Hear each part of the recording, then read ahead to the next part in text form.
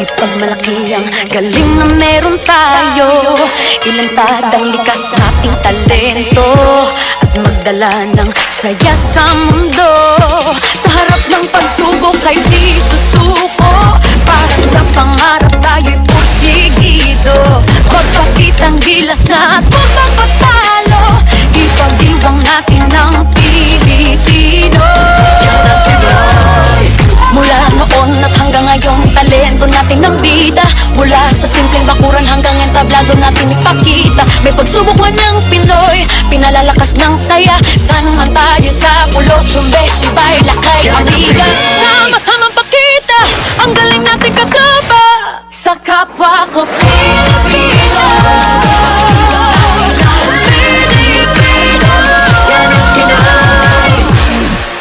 Power and Play was brought to you by Cherry Loom, ang yerong may aluminum. Cherry Tigo, love your journey. Photon, empowering the Filipino business. Joyride, ang inyong bagong kasundo.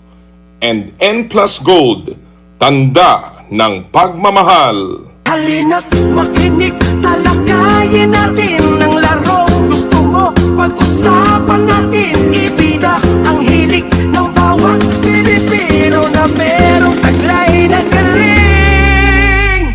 Bangon na, power and play na, bangon na. Power and play. Bangon na, power and play na, bangon na. Pilipinas tayo na, bangon na. Power and play na, bangon na. Bangon na, power and play na, bangon na.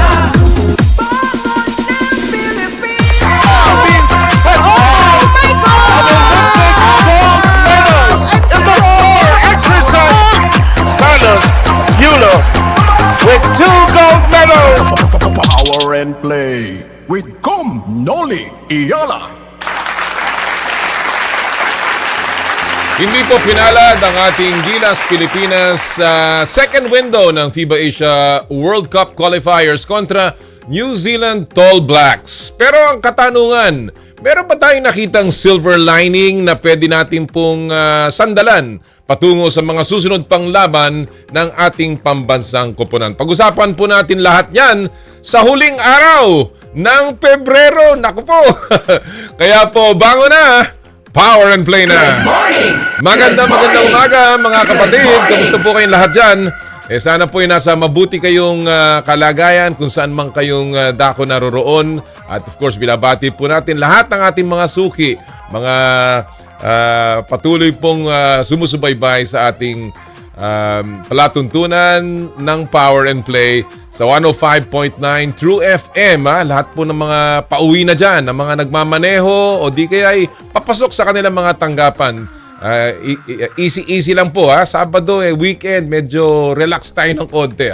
Although ang Sabado daw ay ang pinakamatraffic na araw sa linggo sapagkat walang coding. Kaya lahat ng tao ay nasa sa labas. And of course, yung mga nakikinig po sa atin at nanonood sa Channel 19 ng True TV and of course sa 1PH on Signal TV. Kasama na rin po ang mga nakatutok sa Facebook Live at YouTube all over the world. Magandang umaga po, magandang tanghali, magandang hapon, magandang gabi kung nasan man kayo naroroon. Of course, yung mga Sunday replay watchers natin sa RPTV din. Kamusta po kayong lahat? Marami po tayong pag-uusapan ngayong araw na ito. Siyempre, ang pambungad ko kanina yung medyo kinapos ng konti na Gilas Pilipinas. Pero maliban po dyan, basketball ang ating tututukan at iba pang sports dito sa ating Saturday edition ng huling araw ng Pebrero. Naku po, Marso na. Kaya medyo, although malamig pa rin ng konti ang simoy ng hangin, medyo umiinit na ng konti at nararamdaman na rin natin. Kaya po, medyo malapit na rin ang summer, marapit na magbakasyon. Kaya sana yung mga chikiting ay naghahanda na rin at ang mga pamilya ay magsama-sama. Sabi nga natin, mamaya po sa ating show, ating pong matutunghayan in the second hour ang isang sport na hindi po natin masyado pang nakikilala. And ating pong i-introduce ngayong araw pong ito ang Philippine Roll Ball Team. Doon po sa sport na roll ball. Ha? Ano ba yung roll ball? Ha? Ano bang klaseng laro yan? Ito po ay halo ng roller skating at sabi nila ay football. Pero hindi ko po sigurado kung ano talaga yan ang ating pong malalaman mamaya sa ating mga bisita from the Philippine Roll Ball Team. Abangan nyo po yan sa ating In the Spotlight. And later on, ating pong ipapakilala ang isa sa napakaraming imports na parating sa nalalaro dyan po sa malapit ng buksang Philippine or Commissioner's Cup ng PBA. Sa March 11 na po ang simula ng Commissioner's Cup at right now marami na rin namang nagkakaroon ng interes sapagkat makakakita tayo ng mga malahiganting mga players na lalaro po sa Philippine sa Commissioner's Cup sa PBA. And one of them ang ating pong magiging bisita mamaya. Abangan nyo po yan in our second hour. Alam naman natin na ang mga inaabangan dyan, yung mga tipong behemoths, yung mga 7-footer. In fact, we have a 7'3" and a 7'6". Meron pang isang 7-footer na lalaro sa Commissioner's Cup. Ito na yata ang pinakamataas o pinakamaraming player na maglalaro ay mga 7-footer sa PBA. Kaya naman ang interest ng ating mga PBA fans ay tumataas at sana naman ay maganda ang maipakita ng mga koponan, lalong-lalo na doon sa mga nasa ilalim. At mamaya po abangan nyo yung ating isang import na makakausap dito po sa Power and Play ngayong araw pong ito. Pero of course, ang ating pong tinututukan ang usap-usapan mula pa nung Huwebes kung saan kinapos ng konti ang ating national team na Gilas Pilipinas. At yan po ang ating pag-uusapan sa What's the Score?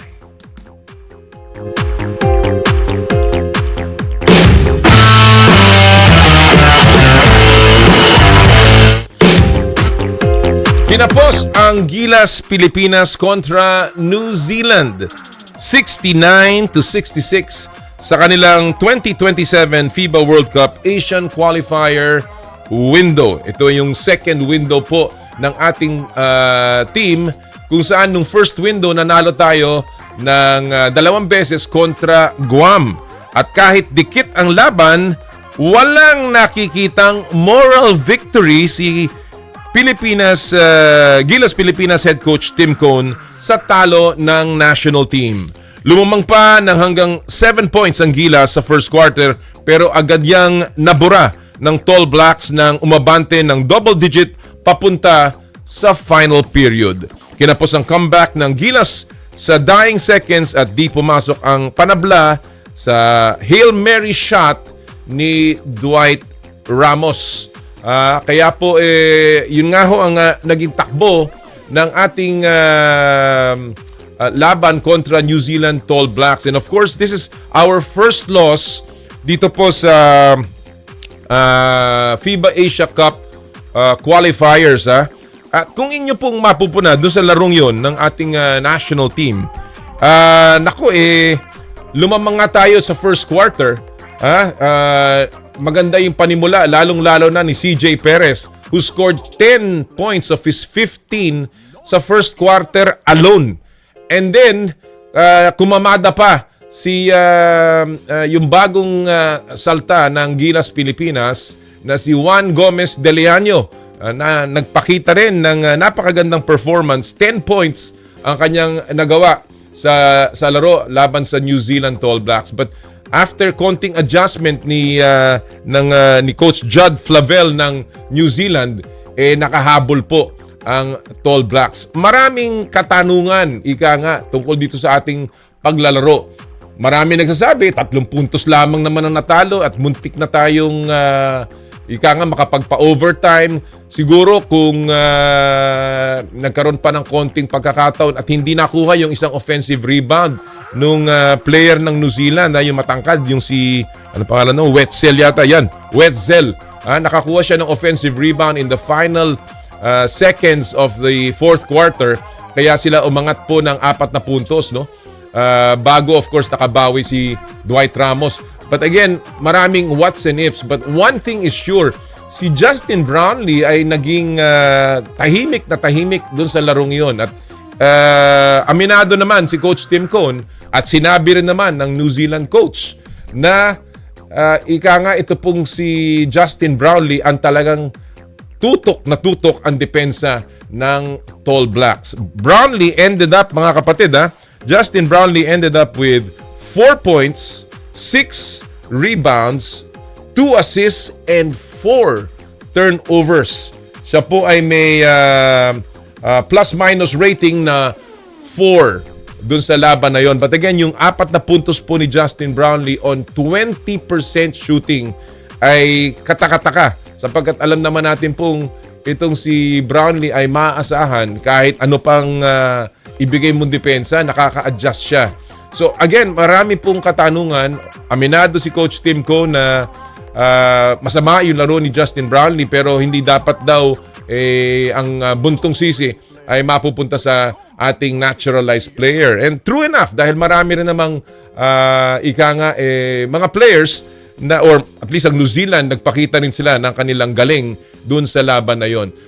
Actually, ito pong laban na to, mas mahalaga na makita o makuha ito ng New Zealand.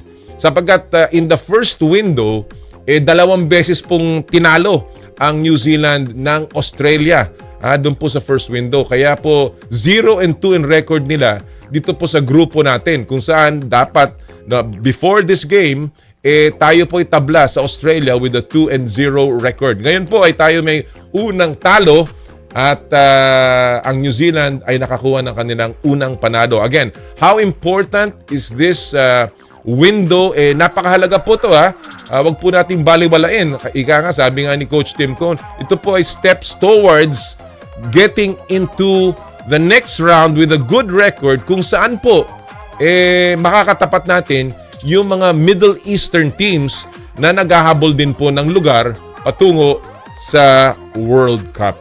At para po pag-usapan pa ng mas malalim itong naging first window ng Gilas Pilipinas kontra, or rather second window ng Gilas Pilipinas kontra New Zealand Tall Blacks, makakasama po natin ang dating player, of course, a leader in the sport, a sports analyst, ang ating pong kaibigan, si Coach Eric Reyes. Magandang umaga, Coach. Magandang umaga, and thank you for joining us this morning sa Power and Play. Good morning, Com Noli. It's really nice to be back here again. Magandang, alam mo, si Coach Eric po, kung hindi nyo po naitatanong, nakita kami nito dun sa watch party ng Gilas Pilipinas nung Thursday. Kaya po, talaga namang natutukan na ni Coach yung larong yun. And, I want to go straight to the point here, Coach. Alam naman natin that this was a game that had urgency sa panig ng New Zealand. They needed to win this sapagkat wala pa silang panalo. And obviously, they did everything. They carried out their game plan, particularly kay JB. Pero what stood out for you in this victory ng New Zealand, Coach Eric? They really have a very good lineup. Ang lalaki nila, they have good size. They have so much speed in those, yung kahit matatangkad nila, ang bibilis kumilos, ang gagaling dumipensa. They had very good, individual skills wherein they can really drive and draw and kick out, and they have really good shooters on the outside. And clearly, when you talk about shooting, ang pinag-uusapan ng tao ngayon ay ang bad shooting ng Pilipinas, no? Actually, if you look at our field goal shooting, we only shot I think 23% or something like that, or less than 30% in that particular game. And one particular person stands out, Coach Eric, si JB, si Justin Brownlee. Marami pa rin nagtataka sa naging production ni JB, limited to only 4 points. Definitely, the defense took the ball out of his hands. What do you think about Justin's performance, and anong klaseng adjustments ang pwede nang gawin pag ganyan ganyan na nangyayaring depensa ang ipinapakita sa kanya?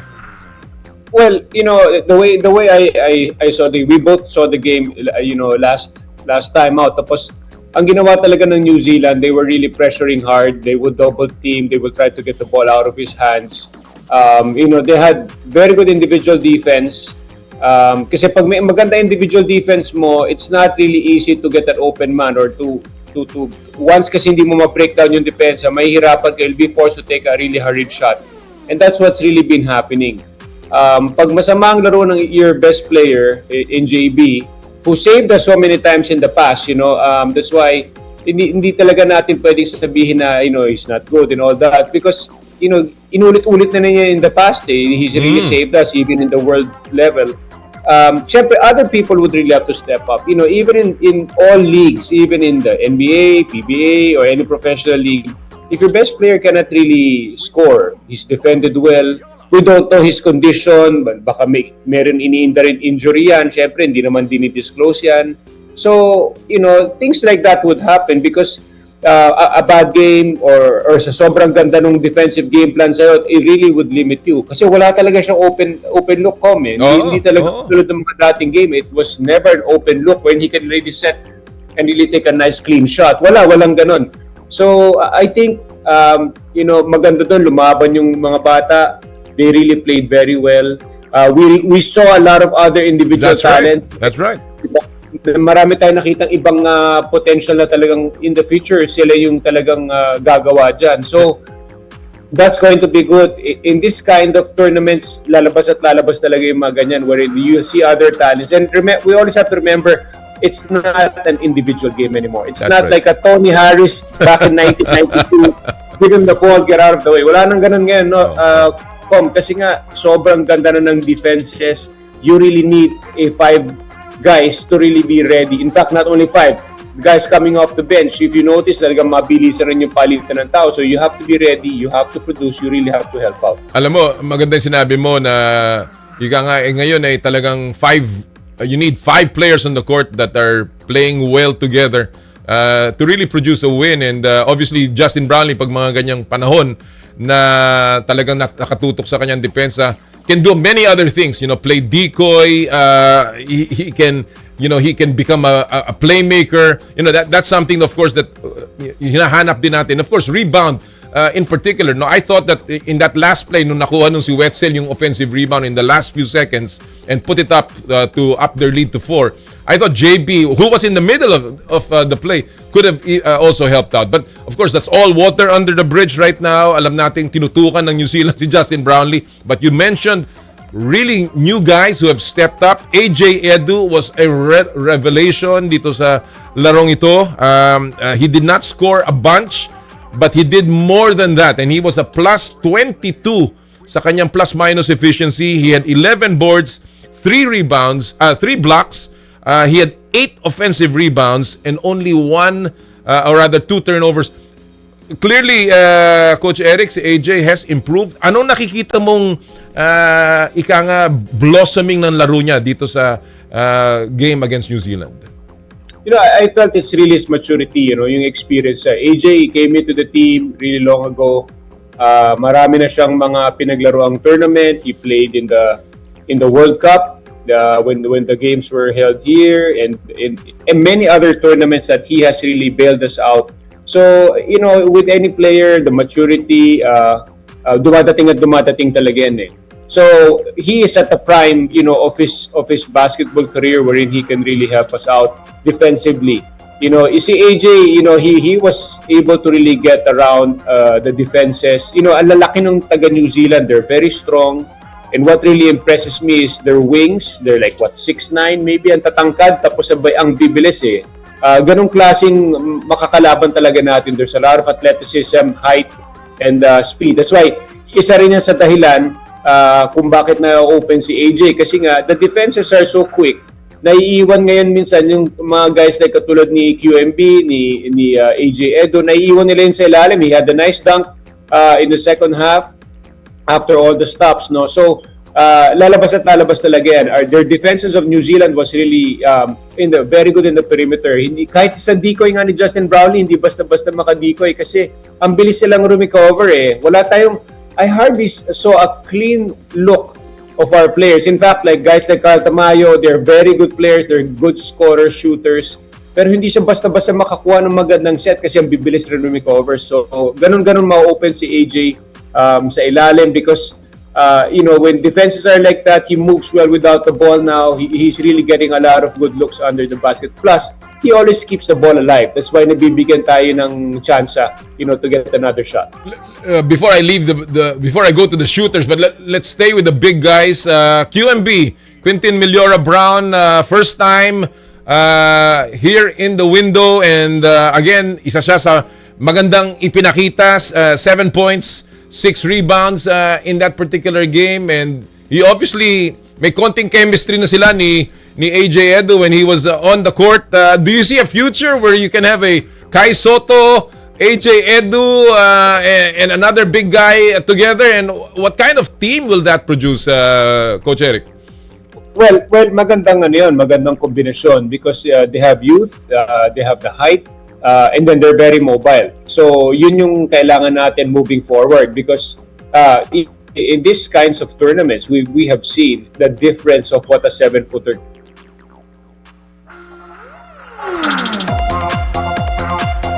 Alright, medyo nawala ng konti. Bias na just sa 7-footer, 7'3". Middle, laking bagay sana. Yeah, laking bagay sana Cobb Noli if he was there. But like I said, tapos na yun eh. It happened, hindi siya nakalaro. But at least I'm still happy with the way QMB, we're actually lucky that QMB was able to play. Last minute yun. Can you imagine kung hindi siya nakalaro? Ang laking bagay ang laking diferensya nung yung hindi siya makakalaro. And can you imagine how many practices lang siya and yet he was really able to really plug in the holes. Kung ano yung mga kailangan ng team, nagawa ni QMB yun. Alright. Well, lalo na since we saw kung gaano kabilis, sabi mo nga, kung gaano kalalaki at kabibilis yung New Zealand players. Sam Menenga, one of their top players is a specimen. he's a big guy, 14 rebounds in that game. Hindi pa nga kumakamada MVP ng New Zealand. Obviously, he's a lot to handle para sa team. Yes, he is really a matchup nightmare because he has very good perimeter game. Even yung mga highlights, prior nag-shooting lang sila, medyo steady yung kanyang perimeter game. Hindi mo siya pwedeng iiwan. He can put the ball on the floor. So, the reason why it's a matchup nightmare kasi pwedeng tumira sa labas. So, yung big guys natin are 6'10", 7-footers. Kailangan matuto yung dumepensa on the perimeter. Kasi hindi naman, in the international game, the 7-footers have to guard the perimeter. That's They right. shoot. Diba? So, hindi ka basta-basta yung pwedeng sa low post na makikipagtulakan ka. You need speed. You have to have good lateral ability to be able to defend these guys because kung si Menenga, iniwan mo sa labas, he can shoot. If lumapit ka naman, ang galing mag-dumrive din. In fact, napansin ko, siya pa nga yung nagdumadrive and draw eh. Siya yung nagdodraw ng defense. Tapos siya yung nagkikick out si Terangi na open because of Menenga's presence. Right. And even Darling, who's a big guy, nakikita mo siya yung he was the top scorer. He had a couple of big baskets in the first quarter. Kaya sila nakabalik dun sa larong yun. So obviously, and that's also why Junmar was a little bit exposed dito sa larong ito. Sapagkat alam naman natin medyo challenged si Junmar pagdating sa mga perimeter defender o when he has to defend the perimeter. Coach Eric, are you there? Medyo naputol yata. Nag-freeze yung kanyang video. Let's see if we can get back si Coach Eric. Yun po yung sinasabi natin, no? Si Junmar Fajardo, 0 points in this particular game. Only played 7.5 minutes. There, andyan na ulit si Coach Eric. Let's talk about the shooters, Coach Eric. Kasi dito sa larong ito, 18% ang Gilas Pilipinas from 3-point range. We only made 7 out of 37 3-point shots in this game. Or 7 out of, ano pa to? 17 yata or something like that. No. Tama to. They only shot 18.9%, making only 7 3-point shots. Alright. Do we have enough? Kasi nakita natin, it was only Dwight, CJ, and maybe Juan Gomez de Leaño. Do we need to add more shooters to this team? I felt that it's a very difficult decision on the part of the coaching staff to just add players just like that. The coaches really know what to do with it. They have their own system to decide on that.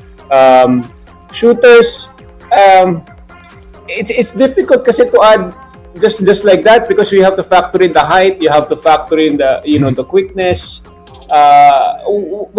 Kasi kung ang mga shooters natin even here or even abroad, we have very good shooters. A lot of the players that were in the lineup, to me, like guys like si KQ, si Carl, those guys played very well internationally. It's just that, KQ hindi siya naka-start ng maayos eh. Meron talagang ganun. Pag hindi maganda hindi mo makuha yung range mo kaagad. Remember, it's a shorter game.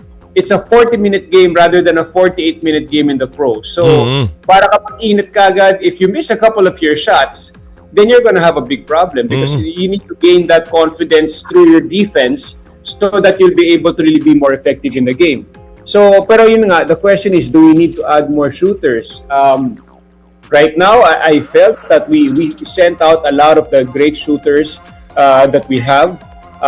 You cannot send a shooter there that's only 6'3" because that will only equate to a point guard's position. So, kaya nga, that will be a big question mark. I mean, do you send a shorter shooter who will be a liability on the defensive end because the shooters of the other side are like 6'6" to 6'9"?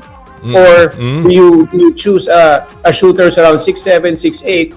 Pero yun nga, hindi naman ganun ka-effective, hindi pa ganun ka-dependable yet. Of course, there's still a lot of work to be done to really choose a good shooter. But for me, whoever, the coaches know that.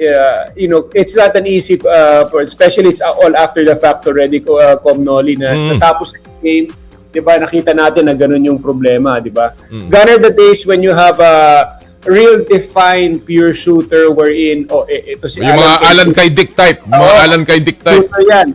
Si Chip Engeland. I'm really going back in history, no? Si Chip Engeland talaga shooter yan.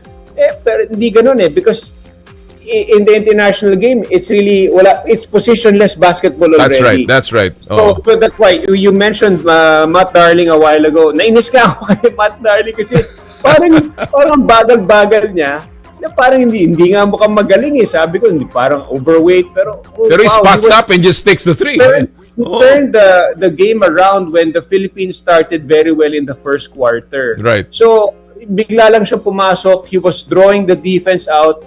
Biglang maya-maya, he's a presence, he's physical. And yun yung nangyari dun eh. It's positionless already, Noli. All your shooters, even QMB, nakashoot pa doon nung huli. Buti nga, nakashoot siya eh. So, it's not that easy to just plug in a shooter who's defined as a shooter because nowadays, wala na eh. Magkakaproblema ka with the matchups also. Sabi nga nila, shooter shoot. So, we have a lot of that. Oftana was not, hindi lang talaga on target. Carl Tamayo and of course, KQ. But one guy that was on target and really impressed a lot was Juan Gomez de Leaño, Coach Eric. Nakita natin ang tapang ng bata. Nakita natin ang bilis niya, and which is really something that we lack. No? We have very good big players, but we don't have that kind of speed na wala na when Jason Castro and L.A. Tenorio left the team, obviously including Jimmy Elepag. Your assessment, how much does Juan GDL fit sa Team Cone system? He was perfect. He was perfect. Gusto ko nga sanang I want to be really very blunt about it. He was new to the team. He was doing very well in the PBA whenever I would cover, his games. Kailangan talaga pag bago ka sa national team, lalo na lahat ng kasama mo magagaling, you're playing at a very high level because you're playing against players who are really excelling well in the world level. Kailangan makapal ang mukha mo. Diretsahan ako. Kasi how can you imagine off the bench ka if you're timid, kung medyo hihina-hina ka, right. Tapos papasok ka ng laro na ganun, tapos syempre your coach is expecting you to perform. Kailangan tumira ka. Because ang nangyayari syempre, di ba siya nagbababa ng bola? Trabaho ng point guard yun eh. Naka-pressure lahat, wala kang mapasahan. O di, bumubuka yung lane ngayon, nakakakuha siya ng mga layup, importante yung shooting sa point guard position. You have to be really gutsy. Kailangan makapal ang mukha mo, malakas ang loob mo. And that's what we saw with Juan Gomez de Leaño. I was really impressed with the way he played. Most especially when he came into the game. Alam mo, lagi nakakalimutan of course ang pangalang Dwight Ramos, who obviously is now our top gun after Justin Brownlee. And sinabi rin niya ni Coach Flavel ng New Zealand na nakatutok din ang depensa nila kay Dwight Ramos. Again, when you look at this game, the way he has matured as a leader of this team quietly, and of course yung kanyang dependability, how important is Dwight Ramos moving especially against the next game sa Australia? Well, he's going to be marked for sure. The Australians will really know. And, they've seen Dwight, for many tournaments already.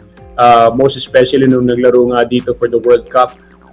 He will have to play a combo guard position wherein he would have to bring down the ball kasi nga talagang grabe yung hard pressure. He will also be expected to score, and that's what we have seen. Kahit sino man yung ating naturalized, from the naturalized players that we had before, ganun din yung laro niya eh. Hindi siya yung type na yung steady, he knows talaga. his role. Steady, he's very steady, and that's what impresses me a lot. Kaya magdala ng bola, which is very important, especially when there's a press or when the pressure is really very hard. He can shoot when really given the chance, although he wasn't really happy with the way he performed kasi nga kulang pa eh. He could have shot better, pero like I said, it was really a struggle the entire game. And I credit that, hindi ko na iniisip yung malaswerte eh.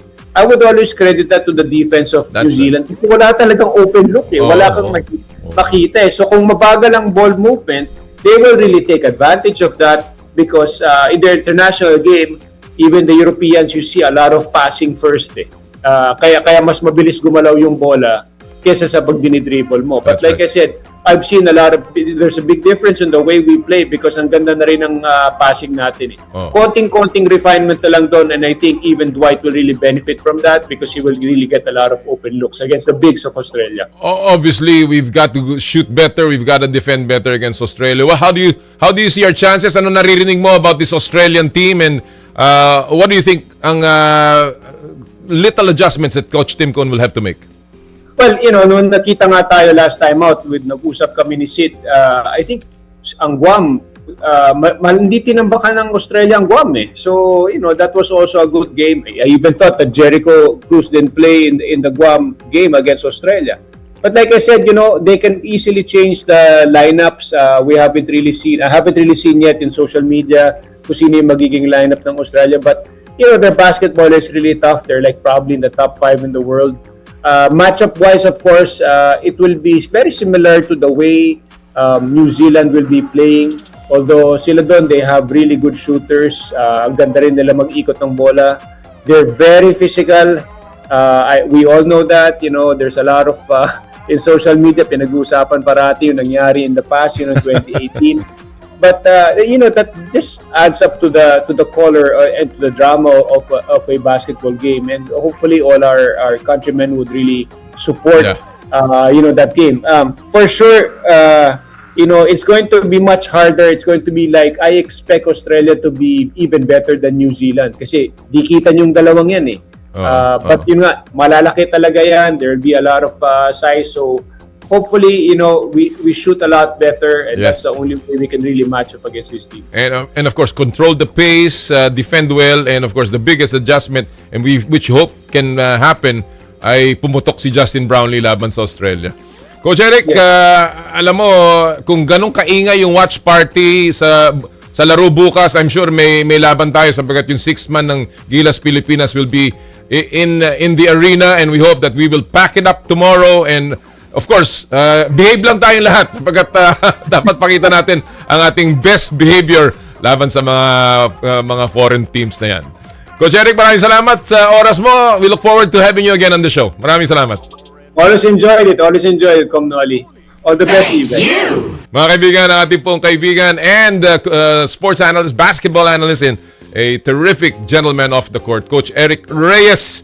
Ang hinimay po ang laban ng Gilas Pilipinas kontra New Zealand. Again, tomorrow po ang laban natin against Australia. It is a very important game. Hindi lamang po para sa atin, pati sa Australia, they need to prove. Alam niyo po, Australia has not lost in an official FIBA game against any Asian opponent since Japan. Tinalo yata sila ng Japan once, but they have not lost to any Asian team, and that should be something na motivating factor para sa ating Gilas Pilipinas tomorrow. And of course, the 6th man, ang crowd na pwede pong pumunta sa MOA Arena bukas, punuin po natin yan at tayo po'y sumigaw hanggang kaya natin para bigyan ng lakas ng loob ang ating pong koponan Gilas Pilipinas. Alright, before we take a break, isa muna pong paalala mula sa mga kaibigan natin sa Smart. Puso Pilipinas is a movement to celebrate the Filipino athlete powered by Smart. Follow them on Facebook, Instagram, Twitter, and YouTube. Get a chance to win exclusive Puso Pilipinas merch by sharing their Facebook page and your social media accounts with hashtag Puso Pilipinas. The GigaLife app is the latest mobile app from Smart that lets you discover and enjoy your passions with the different Giga promos. It can be downloaded and used by Smart Postpaid, Smart Prepaid, Bro Prepaid, and TNT subscribers via the Apple or Google Play Store. What can the GigaLife app do for me? Check your balance, monitor your current subscription, top up using debit credit card, subscribe to the latest Giga promos, monitor your data consumption, auto-detect your mobile number when you are connected to Smart Network, one-tap subscription to the most popular offer, Giga Video 99. And of course, Power and Play is powered by Smart. Live more today! Thank you! Sa aming pong pababalik, ang masayang Casio Bash at mamaya, ang import ng Blackwater bossing si Daniel Ochefu, ang ating makakasama sa Power and Play. Hatid po sa inyo ng Cherry Loom, Cherry Tigo, Photon, Joyride at ng N Plus Gold. Ang oras po natin ay 8:38 ng umaga. This time check is brought to you by Ultima and by M2 Veggie Drinks. Drink your gulay. I dare to be a voice of my generation, to inspire resilience in the face of roadblocks. And in sharing my stories, I let others share in my passion.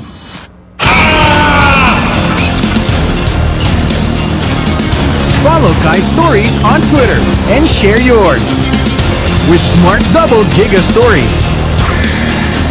Share 2 times the passion with 2 gigabytes for Twitter and more. Guaranteed every day, plus data for all sites. Simple, smart ako.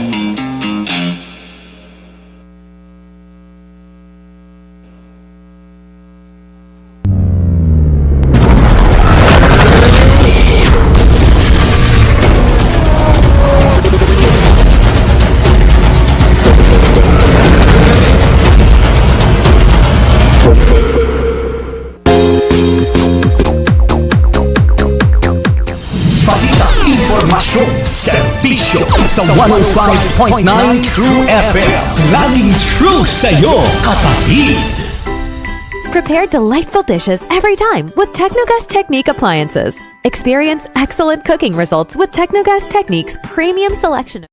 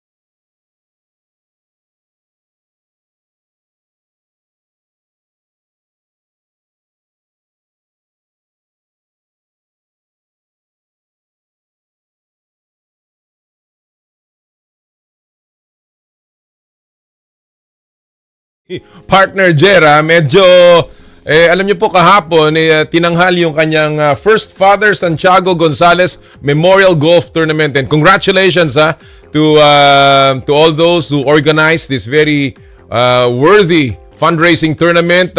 Dami po naglaro dyan sa Forest Hills, and of course si Partner Jera ang punong abala. Naubos ang bola, naubos ang boses, naubos din ang lakas po sa pag-organize ng kanyang golf tournament. Again, congratulations Partner Jera sa first Father Santiago Gonzalez Memorial Golf. Next year ulit siguradong maganda, lalo pang lalaki yan.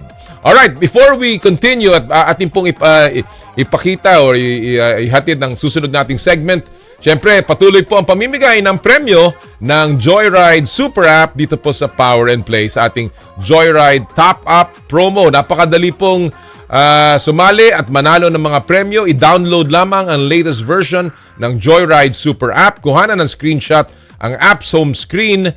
Padala nyo po yung screenshot via PM sa Power and Play FB page. Kasama po ng inyong full name at registered Joyride mobile number. At kami po ay pipili ng 5 mananalo ng 1,000 pesos JR Pay wallet credits na pwede nyo pong gamitin sa Joyride Motorcycle Taxi, Joyride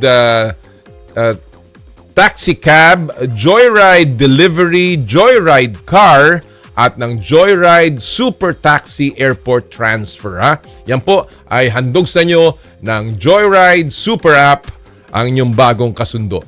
Oh, by the way, bago po ako magpatuloy, gusto ko lang pong sa ngalan po ng entire batch namin ng 1980 sa Law School ng Ateneo, kami po ay nakikiramay sa pagyaon po ng isa sa pinakamagaling na legal luminaries na dito po sa ating bansa.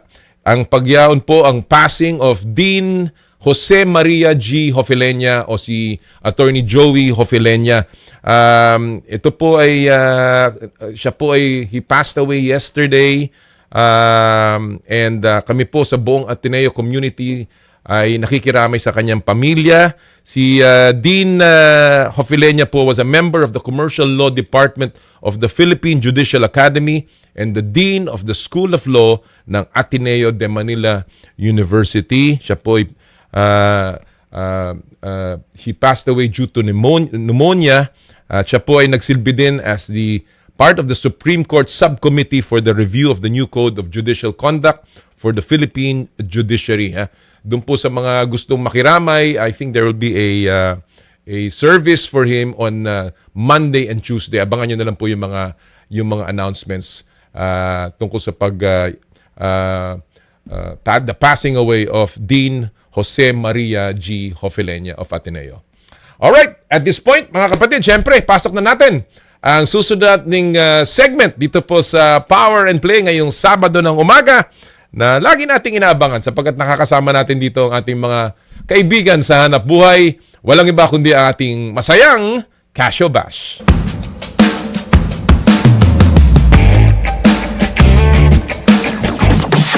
At ang Casio Bash ay hatid sa inyo ng Cherry Kiko, Love Your Journey.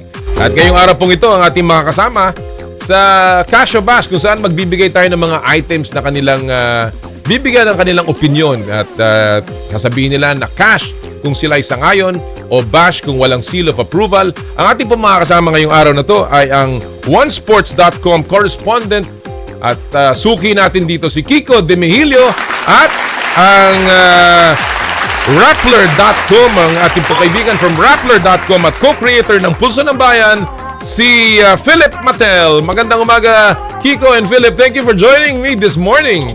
Play with Noli. Good morning po, Com. Good morning, Kiko. Good morning, Philip. Maraming salamat sa oras ninyo. Alam mo, tapos na naman ang Pebrero, Marso na. Ang isa lang sigurado, 10 buwan na lang, Pasko na naman.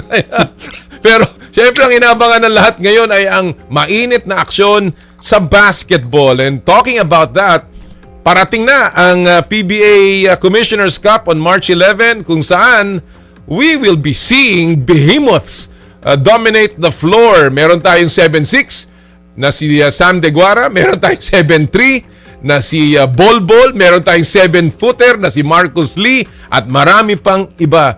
I want to begin with that, no. Siguro Kiko, do you think this will resurrect the interest sa PBA itong pagdating ng unlimited height reinforcements sa Commissioner's Cup? Yeah, I really do believe that, Com. There's been a lot of clamor nga for the unlimited height in the PBA because we see that in other countries, Ang daming interesting plays or highlights we see from the bigs na mga ganon. And having big names like si Bolbol nga, Sam Teguara here, will only raise the level of people wanting to watch the game more because, how will our bigs, how will Junmar fare against this type of talent, yung ganitong height? And also, of course, yung mga guards, will we see another highlight play from Scotty Thompson getting a rebound over, like, let's say, Sam Teguara na 7'6". So I really think that it's a good idea to have this unlimited height and just, see the overall talent of the PBA where it is against these type of heights.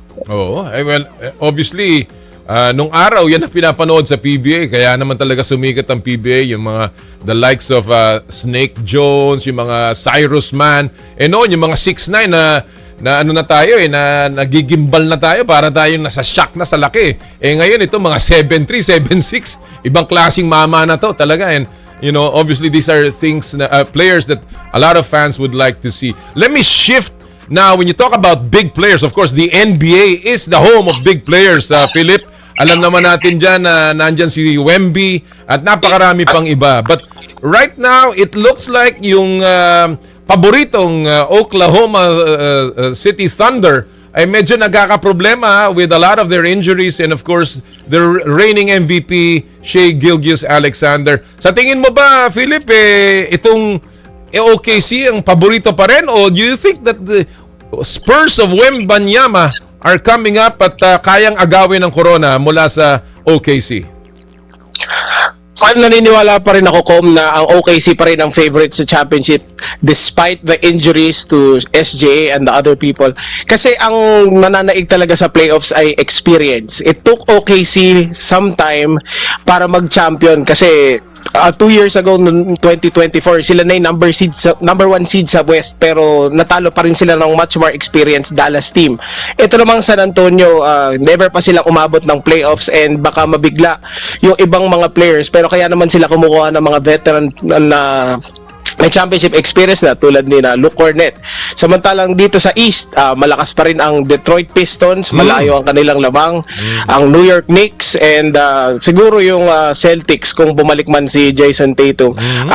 Wala akong nakikitang clear-cut championship favorite this year, and let's see, this is a marathon, not a sprint, kaya may halo ring, may halo ring swerte. Kung wala kang injury, sa tingin ko mas makakatulong yun para sa isang deep playoff run. Well, talking about injuries, alam naman natin na maraming nanganganib ng mga superstars na hindi makakuha ng annual awards ng NBA because of their rule na dapat minimum 65 games ang laruin, and a lot of the stars have already been eliminated, including Giannis Antetokounmpo, LeBron and Steph, at ngayon nanganganib na rin si Jokic and even SGA. So again, this is something that perhaps we can talk about in the near future. Pero ngayon, pag-usapan natin itong mga items sa Casio Bash. At alam nyo na ang drill dito, simple lamang, kung sangayon kayo, cash. Kung hindi kayo sangayon, bash.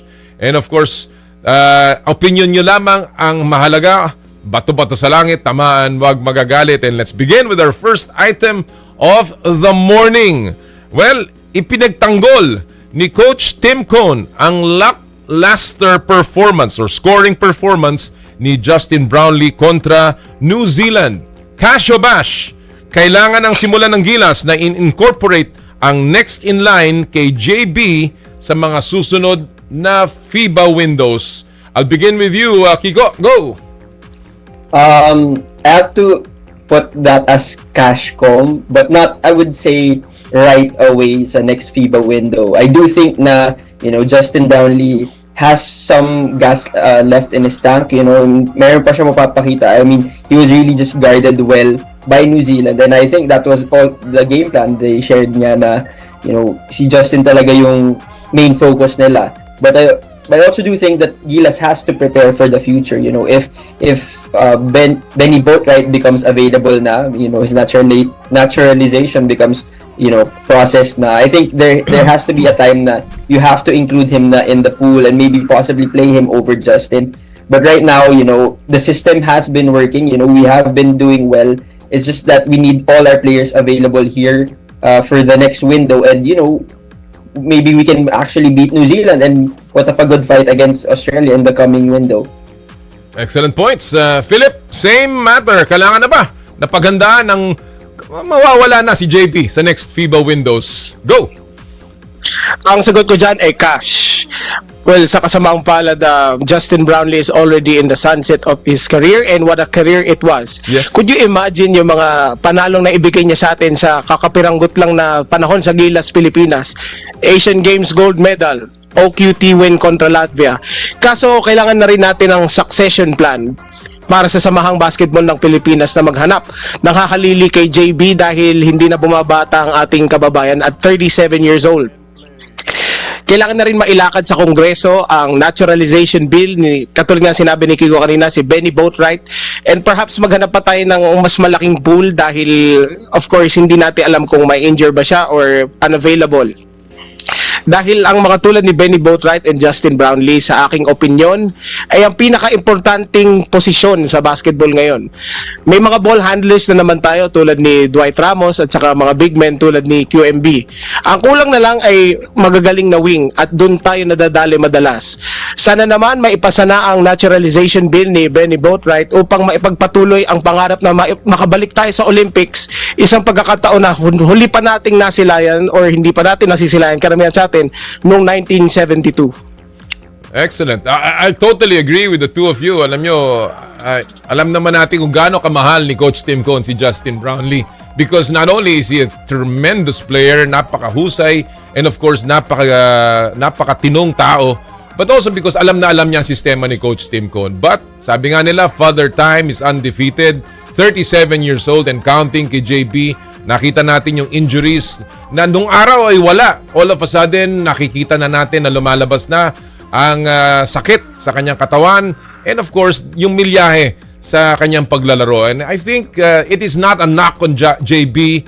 It's just that talagang ganon ang proseso ng isang player. Tatanda ka, and it's time, sabi nga ninyo, succession planning. It's time that we look for the next man para tumulong sa ating koponan, and the naturalized position, a naturalized player is a privilege. It is an opportunity para palakasin ang ating koponan, and we have to take full advantage of that, whether the name is Justin Brownlee or something else.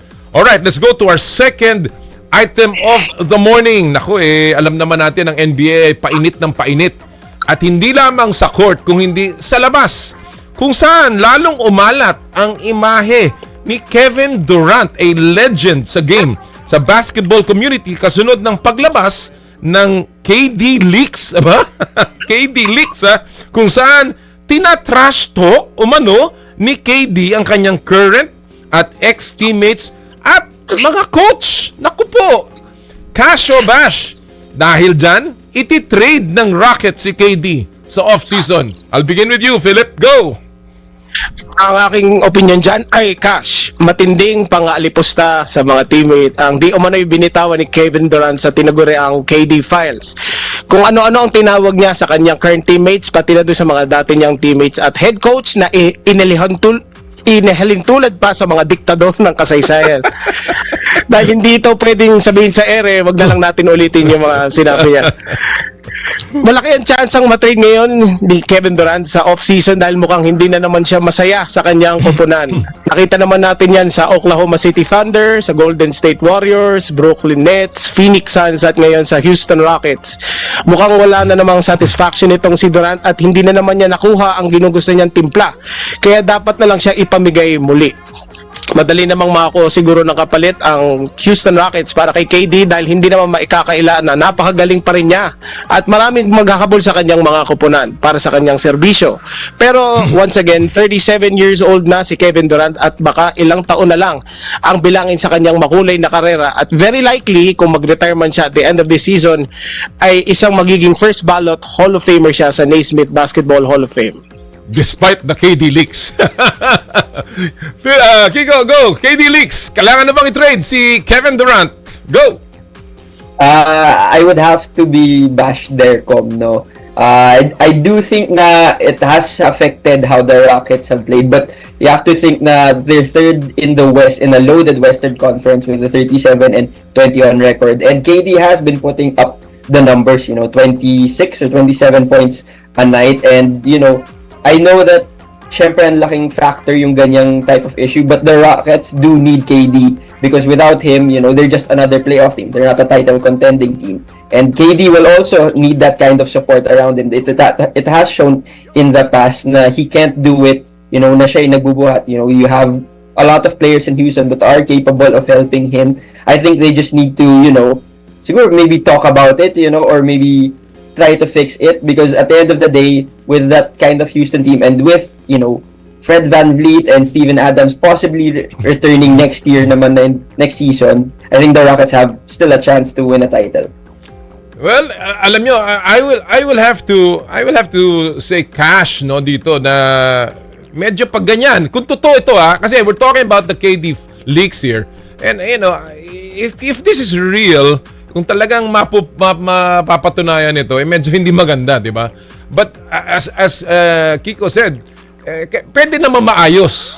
And maybe kayang ayusin. But again, I think it's really beyond, it's a personality thing ni Kevin Durant. So, I don't know how much it will destroy the team. Sayang, because they're doing very well, as Kiko mentioned. But as Philip said, alam mo, after a while, ito'y nakakapagod na rin, no? And Durant is still a very good player, but obviously pag ganyan ang kanyang ginagawa, it's not good for the chemistry of the team. But at the end of the day, kung ano man ang nagawa ni Kevin Durant, we will continue to believe that he is one of the greatest players that have ever played basketball. And sayang, sana wag naman na mangyari to. In fact, si Kevin Durant just said that he wants to play again in the Olympic team. Yung kayang KD leaks, meron ding tungkol sa Olympic team. Kaya abangan po natin kung ano mga susunod pang mangyayari dyan sa KD file o KD leaks na yan. Alright, let's go to our third and final item of the morning. Naku po, ito ay nakakagimbal nung narinig natin itong balitang ito. Biglang ikinasa ang rematch ni Manny Pacquiao at Floyd Mayweather Jr. sa September 19 dyan po sa Las Vegas. Nakakatuwa na hindi mo maintindihan kung anong pakiramdam. Kaya Casio Bash, si Pacman ang lamang sa rematch kontra Mayweather dahil mas naging aktibo siya sa pro boxing. I'll begin with you, Kiko. Go! That's a cash for me, Com, si Manny has been more active nga in the professional fight. His last fight was last year against Mario Barros, as compared to Mayweather na his last fight, professional fight was 2017 pa nga. He has been doing exhibition bouts, but it's not the same Manny showed against Barrios na he was able to compete at the highest level against 46-year-old versus a 30-year-old and still nakakuha ng draw. Some would say na baka nga siya pa nanalo doon. But in this context na both fighters at their age, I think Manny has still shown that he has what it takes to compete at the highest level. Of course, he Mayweather din yan naman, but still, I would have to go for our pambansang kamao. Alright, well, syempre, maraming Pilipinong yan ang gusto mangyari. Philip, lamang ba si Pacman? Go! Ang sagot ko dyan, mag-iiba kami ni Kiko, Bash. Hindi ako naniniwala ang ating pambansang kamao sa kanyang rematch kontra kay Floyd Mayweather ay lamang dahil upang mapataob ang isang defensive boxer tulad ni Mayweather, matinding opensa ang kailangan sandalan ni Pacman. Nakita naman natin dun sa laban niya kay Mario Barrios na bumagal na ang ating idolo at mukhang mahirapan siya kung gano'n na naman ang magiging kalaban niya tulad ni Floyd Mayweather.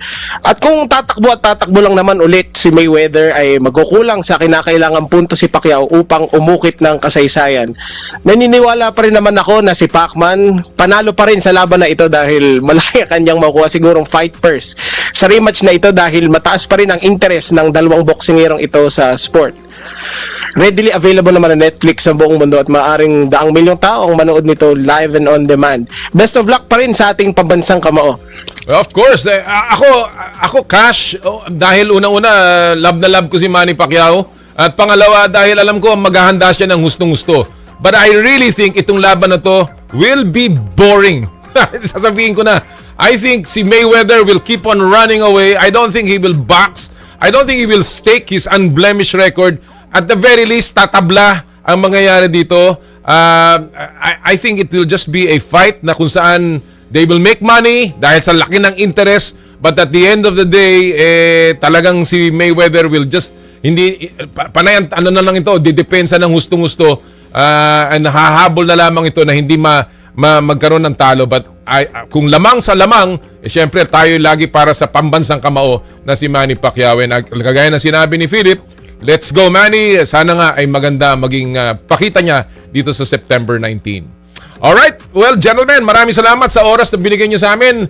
Let's all watch the Gilas Pilipinas game tomorrow and hopefully tayo ay magkaroon ng magandang balita.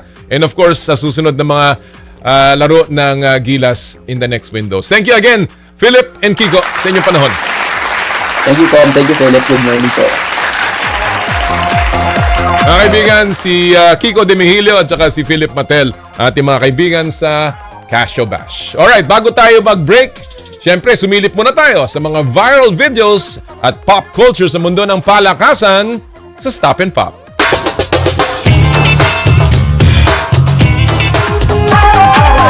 Ang title po ng video natin ay Tiwala Lang. Ito medyo kung yung mga mahihina ang wag niyo panoorin na, pero tingnan niyo po itong video natin ito. Naku po, sa team sport kailangan ng 100% trust. Katulad na lang ng tiwala ng Brewers kay pitcher Jacob Misiorowski. Tingnan niyo to mga kapatid Nandun yung mansana sa ibabaw ng ulo ng mama. Diyos ko po.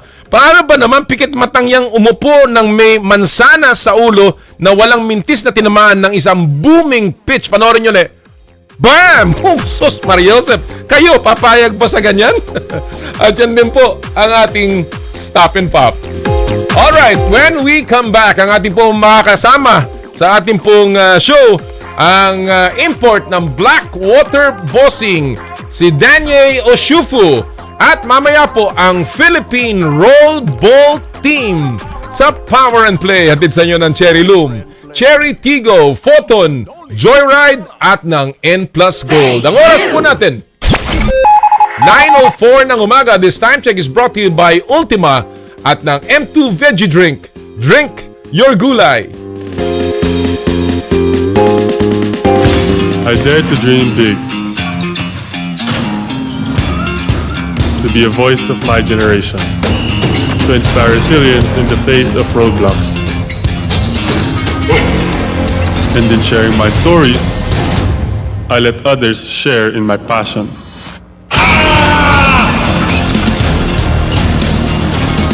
Follow Kai's stories on Twitter and share yours with Smart Double Giga Stories.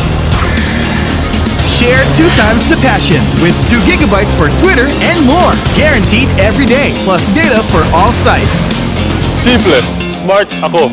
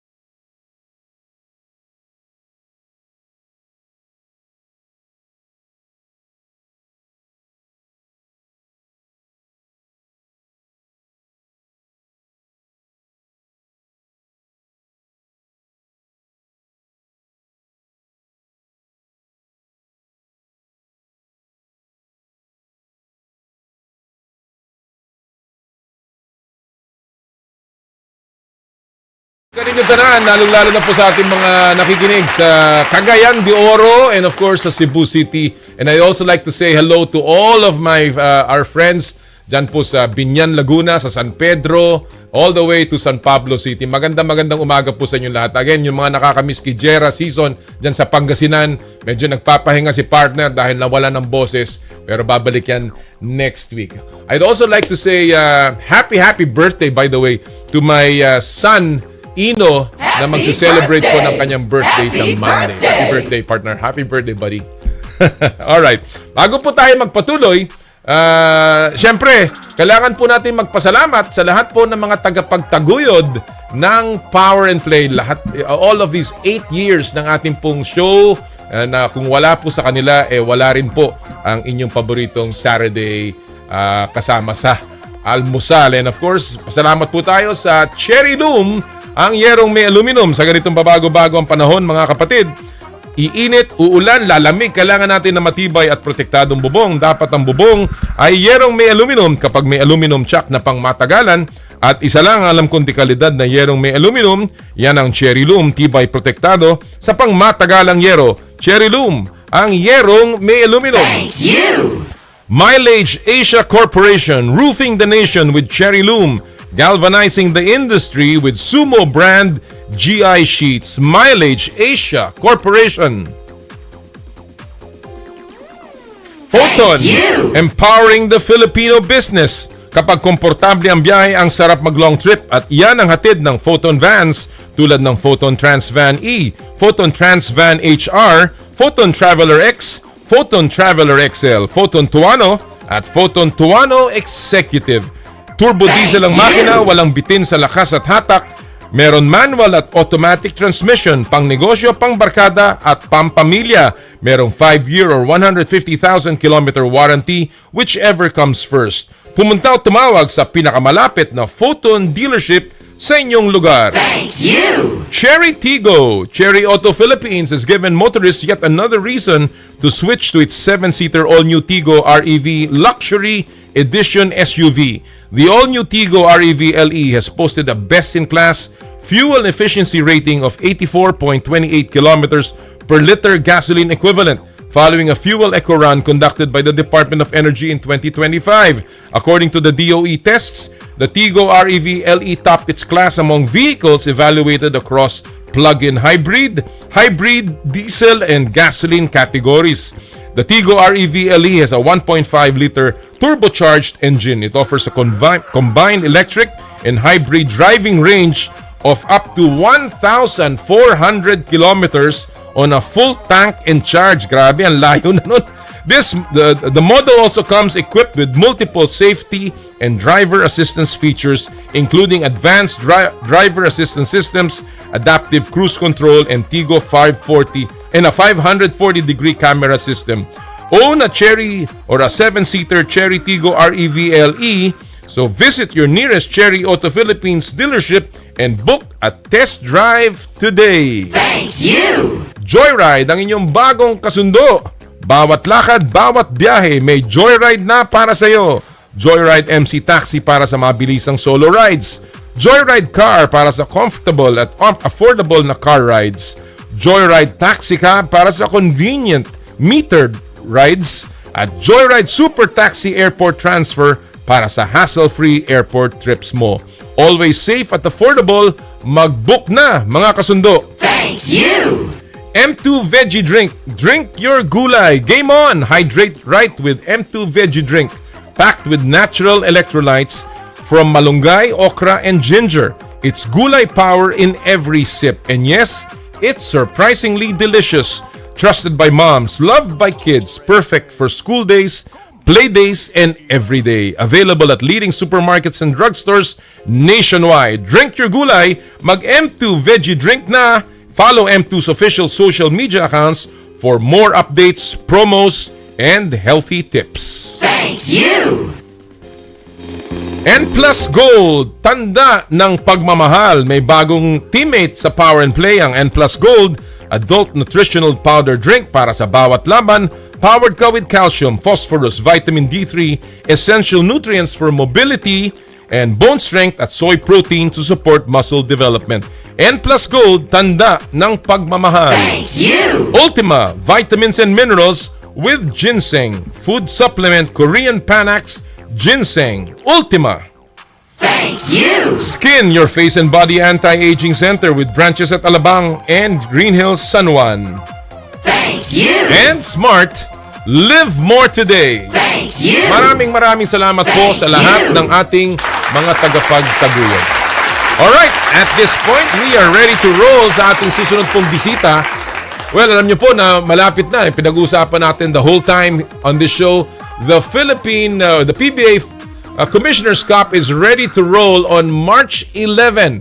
And there is so much interest because the big boys are in town. And one of them is with us today so that we can get to know him more as he prepares for his campaign in the PBA. And we're very happy to have with us this morning Blackwater bossing import Danye Ochefu. Good morning, Danye. Good morning. How's it going? Hey, thanks for joining us today. It's really nice to have you. Thank you for Do we have a video of Danye? There you go. Well, it looks like you're still off. Can you get your camera on here? There you go. Danye, thank you again for joining us today. You know, no problem. We've read about you so many times. You've had a chance to be in the PBA. You've had an aborted stint in the PBA. You also had an abbreviated stint with a PBA team when you played in the EASL. Now you're finally here. How does it feel to be finally playing in Asia's first pay-for-play league? It feels good. You know, everybody knows about the PBA and the good hoops that's out here. So it's finally good to get out here and have opportunities to compete. I know that you've played against some of the PBA teams in the EASL. You've also been around. What do you think about Philippine basketball? What are your first impressions on Philippine basketball? You know, I always had a lot of respect for Philippine basketball, you know, especially being one of the top countries out of Asia, basketball-wise. I think the main difference is that there's a lot of athleticism out here, so they're always able to compete on a high level. But, you know, I love how the fans love the game out here, and it's a real big deal and everything. You know, talking about the fans, a lot of the fans would like to know a little bit about Danye Ochefu. We know that you were a top-ranked player back in high school. You played in an NCAA champion team in the US. But more than outside of that, what do you like to do, Danye? How do you like the Philippines so far? The Philippines is dope. You know, like you said, I've been here a couple times, so you know, just going to some food spots that I've been to before. Obviously, the weather is nice, so that's always good. And then, you know, if I have some time, I'll go check out the beaches this time. All right. But yeah, I'm a pretty simple, calm guy. I don't do too much. Don't do too much.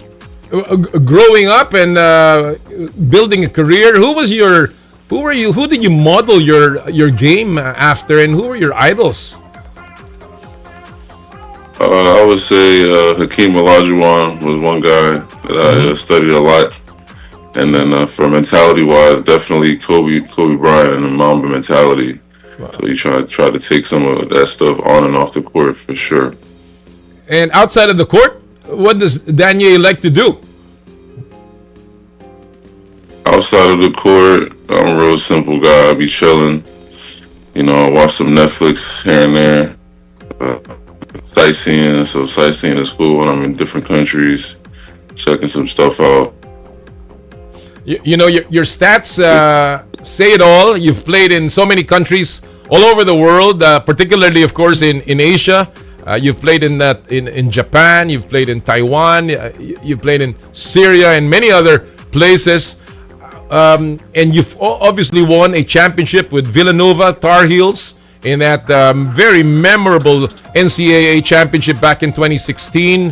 What do you bring to the table for Blackwater bossing as you prepare for the Commissioner's Cup? I think I bring some experience, and definitely some size on the inside. They said they were very excited about having a guy my size and is able to play inside like this. So, I think that's going to be big for them, and then helping them on the defensive end of things in the paint for sure.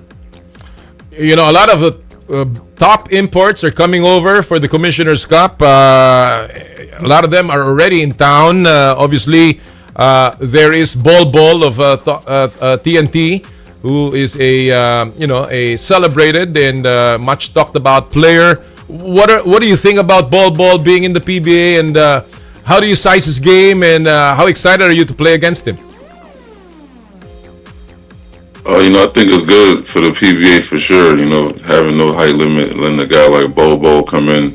The fans are gonna go crazy about it, and hopefully. As far as playing against him, I think it's not like playing basketball against anyone else in the world. Just go out there and compete, and put on a good show. There are other guys, of course, that are coming over, including a guest team from Macau, and they're bringing in Sam Deguara. You're very familiar with Sam and Tony Mitchell, and there's of course Marcus Lee from San Miguel. There's Jalen Johnson from Rain or Shine. In that, we know your history with Rain or Shine, and of course a lot of other guys, Terrell Brown Soares and Ismael Romero of Meralco. How do you size the competition, and how confident are you that you're gonna be able to, play well against these guys? The competition, they got a lot of good names. Obviously, a lot of competitive guys to compete against, and I think I'm going to be able to perform well. It's my job at the end of the day, and getting on the court with a good group of guys, being able to compete is just part of the job. So looking forward to it. Do you know any of these guys? Have you, closely, in a personal level? Yeah, I know Jalen Johnson on a personal level. We played each other in Chicago in the G League before. And then a bunch of the other guys, I've heard of them. And then we've crossed paths at some point also. All right. Well, it'll be fun for you to be hanging out with them, obviously outside of the court. But on the court, it'll be fierce rivals. Blackwater Bossing is let's call it a challenge team. They're still looking for the breakthrough, obviously. This is a team that is trying to make the playoffs at the very least. What do you like so far with the team? I like the group that we have right now a lot. We have a lot of youth, and everybody has high energy. We're throwing in some new systems to try and compete at a high level this conference. So right now, I think I've been with the team for like 1 week. So it's been good to be able to get my feet wet. We had a couple scrimmages, and then we have some more time to start getting ready for the first game. Obviously, you've met Coach Jeff with the team. What do you think of Coach Jeff Carriazo and obviously the management as well? I have a lot of respect for them, from the management all the way down to all the coaches. Coach Jeff, we've been having some conversations, trying to get on the same page, basketball-wise. And, everything's been great so far. Everybody's treating me nicely over here. It's not no crazy stories like sometimes you hear with overseas basketball. Well, as you said, this is a young team, a rebuilding team. They're looking forward to their first breakthrough. And this team is obviously in need of a leader. And you have done that in the past in your teams. But what kind of leadership do you bring to a team, Danye? Are you a vocal leader? Are you a leader by example? What kind of leadership do you bring to a team?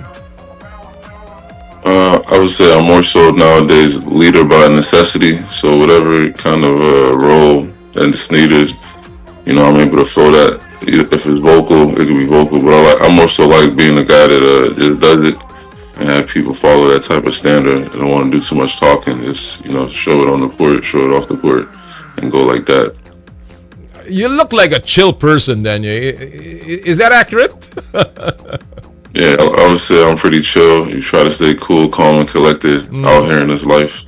So do you think the physicality of the PBA will not bother you at all?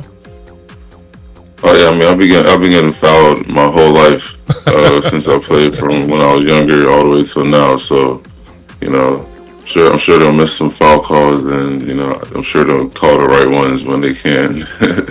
Have you met any? I mean, you said you've been here for a week. I'm sure you've met most, if not all, of your teammates. Have you Have you been out with them? Has anyone really become close to you in your 1 week so far?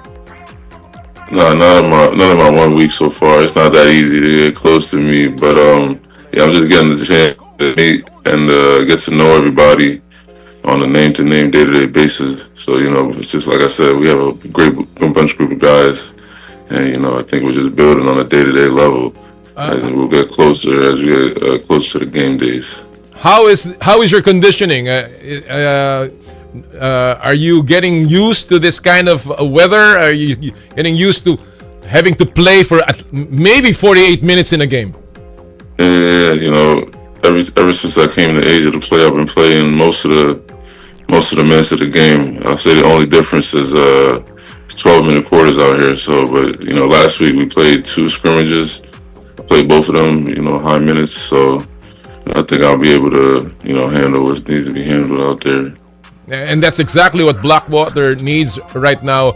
Obviously, they need a guy who can produce and deliver, you know, for 48 minutes. Because this, as I mentioned, you know, this is a team that is very young and, of course, rebuilding. Daniel, this is a team looking for success.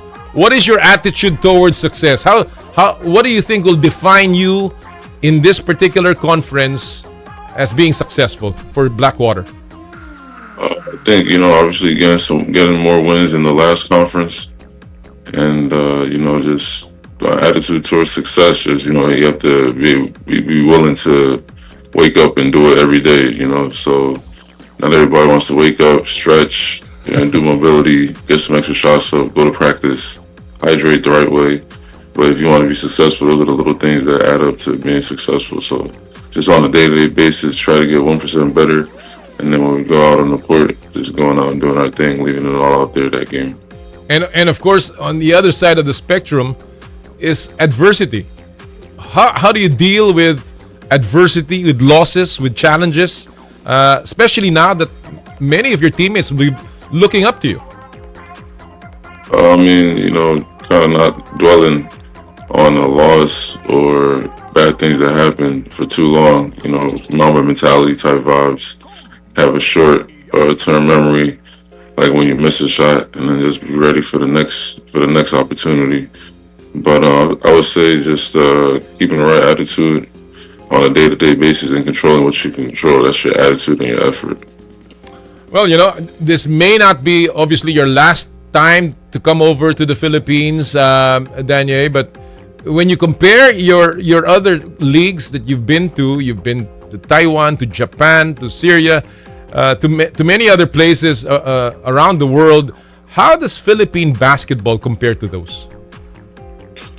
I think, you know, the style and brand of basketball out here for import is different because you're the only one out there, and there's a big set of responsibility on your hands. So, you know, you get to actually play, you know, a different type of game style if you're able to score a lot better than what you've shown, or you can shoot the three compared to just being an inside person. So I think the Philippine basketball might be one of the leagues where players get to show their full array of moves and what else they could do on the court, as opposed to, say, maybe like Europe, where, you know, I'll probably be like strictly a defender or rebounder.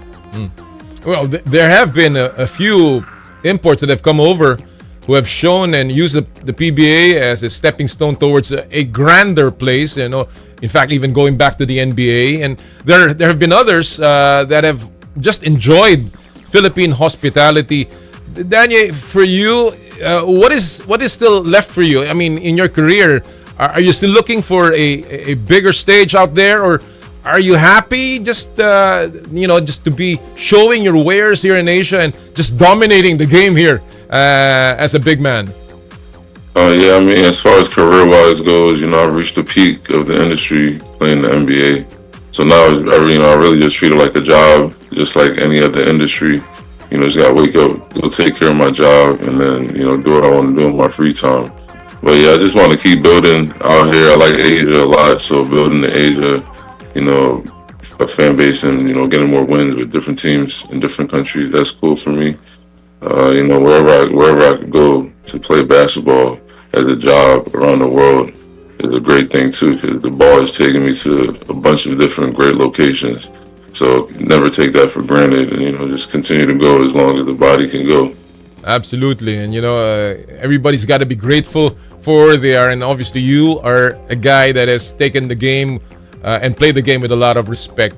Danye, before I let you go, the Blackwater Bossings are now pinning their hopes on you, on your broad shoulders, and you've got to carry a lot of load. How much pressure is that for you? And what are you promising to the Bossing fans as you play your first game? Yeah, I don't really do the whole pressure thing, just because I've been doing this for so long and this is my job.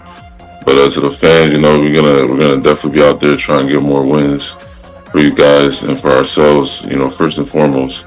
And I think this conference, it could be a good chance for us to, as you say, as we were building, to make major steps towards the path. Well, we wish you all the best. I know it's going to be a tough one, but it's going to be fun to see you out there finally in a full conference in the PBA, and we certainly look forward to seeing the Danye Ochefu show in the Commissioner's Cup. All the best and good luck, and thank you for joining us today. Thank you. I appreciate that. Appreciate the time. Mga kaibigan, ang import po ng Blackwater Bossing, Danye Ochefu, na ngayon ay finally maglalaro. Alam niyo po, siya po ay dati dapat maglalaro na to para sa Rain or Shine. Pero last minute ay napalitan nito ni Steve Taylor. And then back in, of course, he played with TNT sa EASL Champions Week. And, finally we get to see kung ano po ang kanyang kaliber among the many good players that are coming over sa Commissioner's Cup. Kaya abangan nyo po yan. March 11 ang opening dyan po, I think, sa Ninoy Aquino Stadium, ang ang PBA Commissioner's Cup. Alright, before we give you our special guests in the house, subilit muna tayo sa ilang mga bagay sa mundo ng palakasan this week in sports history.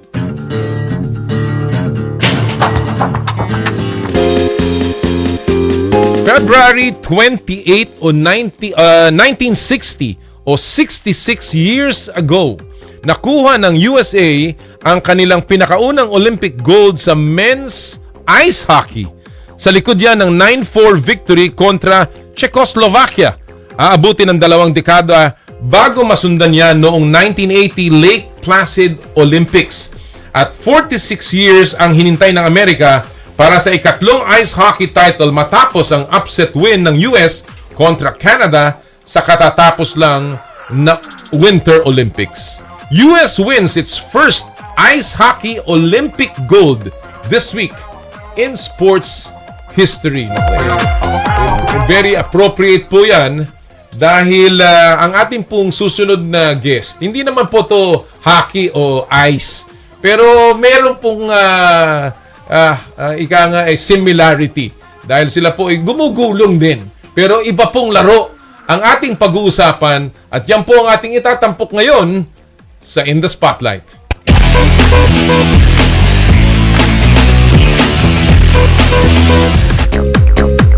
At sa In the Spotlight ngayon pong araw na ito, ang ating pong itatampok ay isang laro na hindi po natin masyadong kabisado at hindi po natin masyadong naririnig. Pero meron pala po tayong national team na lumalaban sa roll ball. Ito po ang isang sport na sabi nila ay pinaghalo daw na skating at ng football. Ewan ko kung talagang yun ang description niyan. At malalaman po natin ngayon mula sa ating mga bisita na nandito mismo sa ating pong studio live. Kasama po natin ngayon ang miyembro ng Philippine Rollball Association Incorporated, ang kanila pong presidente at executive director, si Mr. Antonio T. Ortega. Magandang umaga, Tony. Thank you for joining us. Yes, magandang umaga po. Salamat po sa pag-imbita niyo sa programa. Kasama rin po natin ang kanilang women's team International Games, Mary Jane A. Sakay. Good morning, Mary Jane. Thank you so much for joining us. At ang kanilang goalkeeper, si Mr. Roy Deliarte. Magandang umaga, Roy. Kasama rin po natin ngayon ang graphics designer ng Philippine Rollball Association, si Katie Cheney Napao. Tama ba yung pagkakapronounce? Chini. Alright, Katie Chini Napa. Magandang umaga, Katie. At finally, ang kanilang team captain, walang iba kundi si Jason Señeres. Magandang umaga, Jason. Good morning po, sir. Naku, talagang malaki pong karangalan para sa amin na nandito kayo, Tony. Well, unahin ko na po yan kasi alam niyo po talagang ako, nung ito pinitch sa akin ng executive director ko, ng executive producer namin, sabi ko, ano ba yung roll ball? Siguro doon lang po natin simulan itong usapan na to. Ano ba ho ang roll ball, ang larong roll ball, Tony? Yan, thank you, Noli. Ang larong roll ball ay combination po siya ng skating, handball, at basketball. Basketball kasi we're using the ball ng Lapit kayo basketball. ng konti sa mic daw. Ginagamit yung bola ng basketball. Tapos ang pag-shoot ay parang handball. Tapos ang ginagamit mo na goal ay yung parang sa football. Yan, makikita natin ayan sa po yung video. actual competition namin. So nagdi-dribble din, pero may skates. Opo. And then may depensa ganyan na para namang, ayan, parang handball yan. Pero ang goal parang ice hockey din, ano? Parang hockey ang dating eh. Yes. Oo. Anong objective niyan? Anong objective? I-shoot yung ball dun sa goal. Ganon. Tapos whoever has the highest score wins the game. Alright. So let me ask Mary Jane, anong timing nito? How many quarters, halves? Ano bang ilang minuto ang isang laro? Sino ba dapat siguro si Jason? Jason. 20 minutes po per half. 20 minutes per half. Okay. Ilan ang naglalaro sa loob ng floor? Bale, 12 players na po yung naglalaro. So, 12 players. 6 by 6. 6 sa isang side. Sa isang team, 6 player. Okay. And 6 player po sa other team. Sa other team. Okay. Let me ask Roy. Ikaw, goalkeeper. Ano pa ang mga posisyon sa loob ng laro? Siyempre po, ikaw po yung sasalag ng bola para hindi papasok, hindi makascore yung kalaban. Meron din mga point guard kayo? Ganon? Meron din ganyan? Yes po, meron po. Meron po, din? sir. Yes po. So, anong unique rules dito sa roll ball? Sa roll ball, may ano po siya sa basketball, may foul, may foul din? traveling, may 3 seconds. May ganun po siya. Meron din ganon? Yes po. May foul. Ilang fouls ang allowed? 3. 3 lang per player? Yes po, 3 po. Okay. At ilan ang anong tawag dito? Meron din substitution? Meron po. Ilan ang sub na nasa team? Pwede po palitan yung player na sabay-sabay sila basta maka-out yung iba before papasok yung iba. Parang sa hockey po. Sa hockey. Pero alam ko sa hockey, Tony, meron suntukan doon eh. Yung pinapayaan. Di ba? Sa ice hockey, may ganyan. Pwede magsuntukan tapos naka-box sila, di ba? Nalalagay sila sa cage. Penalty. Meron bang ganon? Meron bang ganon dito? Ayun, yun ang laking kaibahan nito. Ito kasing roll ball. Some of them, they call this like a gentleman sport. Kasi dito, sa basketball, di ba, is physical. Talaga, physical. Dito, umiiwas ka eh. Pagka medyo kasi madikit ka lang, kahit intentional, merong talagang tatawagan ka ng foul. Tsaka bawal dito yung talagang kaya tinatanggal po yung brake sa skates. Sa skates kasi mas madali hong makakilos at saka nakaka-aksidente yun pagka and mas madaling control talaga. Okay. It's total control of the player. Sandali lang. You are playing in a wooden floor? Tama ba yan? Yes, no. So hindi ba yan nakakagasgas yung skates? Hindi naman po.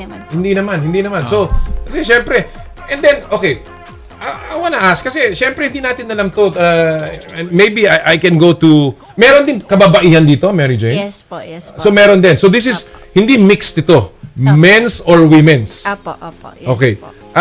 Doon sa Philippine Rollball Association, meron kayong mga programa para sa sa mga iba-ibang age levels? Yes po. Actually po, meron po kami for junior and senior po. Mm. And ang nilook up po namin for this moment po, yung nakamix na lang po muna for junior. Kasi Okay. very limited po yung may knowledge, may skill sa talent sa pag-skating. And together with the handball na skill, medyo hirap po kami maghanap ng mga athlete na para doon. Iyon nga ang gusto kong tanungin. Kasi Tony, saan nyo hinahanap yung mga player? Ito ba yung either dati kang skater o dati kang basketball player? Ano ba kailangan dito? Kailangan ba matangkad ka o magaling ka mag-skate? Ano mas gusto ninyo? Ayan, salamat. Maganda yung katanungan na yun. Yung unang-unang hanapin natin, kailangan marunong mag-roller skates. Mag-roller That's skates. one. Pangalawa, yung basketball naman kasi inherent sa Pilipino. No?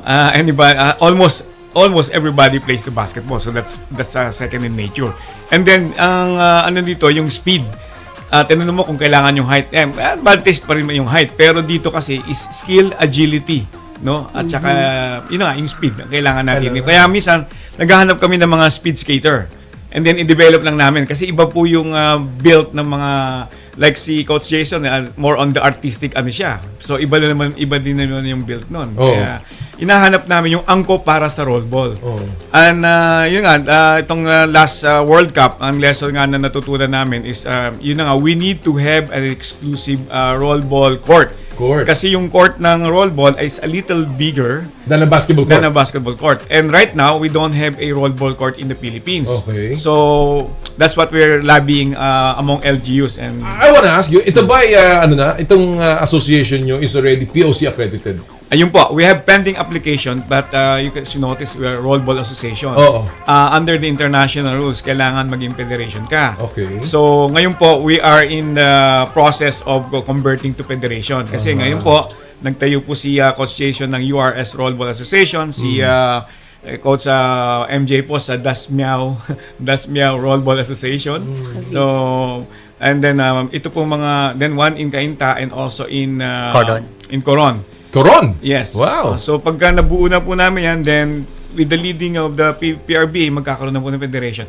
And then we will follow up our federation. And then from there, pwede na kayo mag-apply ng funding mula sa Philippine Sports Commission. Yes. Ayun nga po, nagpapasalamat kami Noli sa PSC kahit na hindi pa kami accredited. We are able to get support. Some funding. Yes. Okay. Maganda yan. Nasa radar na kami. Maganda po yan. Alright, let me ask Katie, kasi you are a graphics designer, you're also an educator.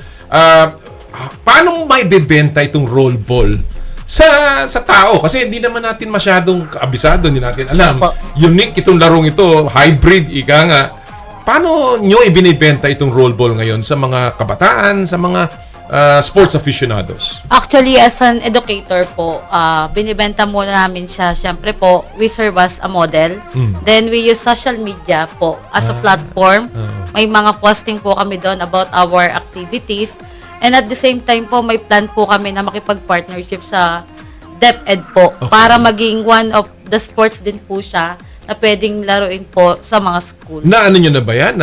Na-offer nyo na sa DepEd? I-offer na po namin. Nasa strategic plan po namin siya. So makikipag-partner po kami sa Department of Education. MJ, mahal ba to? Kasi kailangan ng isang player roller skates, di ba? Sabi nga ni Tony, kailangan malaki yung court. So, is it hard na mag-organize at makabuo ng mga laro dito sa rollball? Actually po, honestly, mahirap po Mahirap talaga ngayon, siya.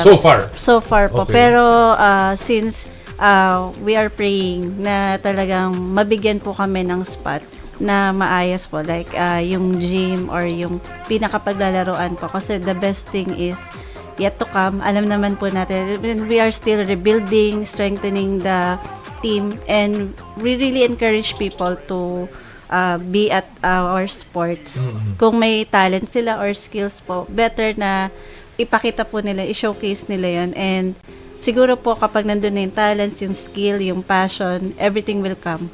Magiging madali na lang po ang lahat. Sana nga. Tony, alam still, paano ba na-introduce ito dito sa Pilipinas? Ano ba to? Meron lumapit sa iyo, i-offer natin itong rollball. Kayo ba, sino ba nag-invento? Saan ba ang origins itong roll ball? Yeah, itong roll ball ay na-invento po nung 2004 by Dr. Raju Dabade. It's a professor in Pune, India. India? So na-propagate po siya, na-start ma-propagate noong 2011. Okay. Dumating po siya sa Pilipinas noong 2023 nung batang-bata po. 3 years pa lang. 3-year anniversary namin. Pa to. Sa May 15 po anniversary namin. So nung nilapit po sa akin to, naghahanap po sila ng yung company ko po kasi ay parang nagko-connect po na magbi-business dun sa Pilipino na magbi-business abroad magpumasok ng business dito. So they would like to introduce roll ball in the Philippines. Nung hiningi nila yung credentials ko and the credentials of my company, Ace Next Gen, nakita nila na satisfied, and when they saw my experience in the 30th SEA Games, kasi I was part of that, and nakita nila na ako yung kinausap, na ako yung mag-lead. So they gave me a memorandum of agreement for 5 years to propagate this. And immediately after that, what is this company sa abroad?